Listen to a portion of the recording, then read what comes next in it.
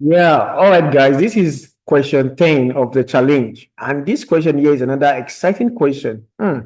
How do we even get started? All right, one thing you should observe is that there's most times tricks to solving most of this problem. There are always going to be a trick in solving this problem. Now, what is the trick? Can you figure it out? Yes, I can. Now, if you look at this guy right here, 2 over 3 as the base, and this is 4 over 9. I can actually express 4 over 9 as 2 over 3. Now, let me show you. 4 over 9 is the same as 2 to the 2 and 3 to the 2, right? Because 2 to the 2 is 4 and 2 to the 2 is 9.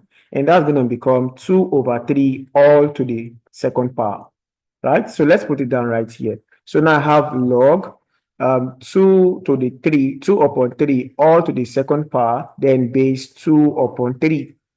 Then plus this 1 upon e can be expressed as e to the negative 1, right? Base e. Of course, you know, when I have 1 over 4 is the same as 4 to the negative 1. When I have 1 over 4 squared is the same as 4 to the negative 2. This is like 1 here. So when I have 1 over 4 to the 3, that is like 4 to the negative 3. You remember all this stuff? So 1 over e is e to the negative 1.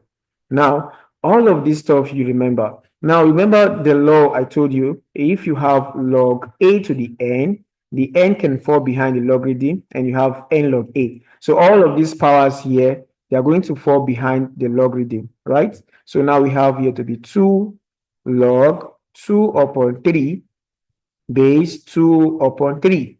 Then this falls behind, it becomes minus 1 here. Then we have log e base e.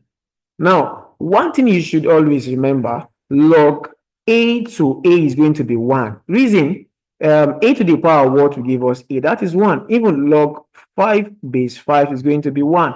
5 to the power of what will give us 5, that is 1. So 5 is power 1. So log any number to itself is going to be 1. So this guy is going to be 1. That is 2 times 1.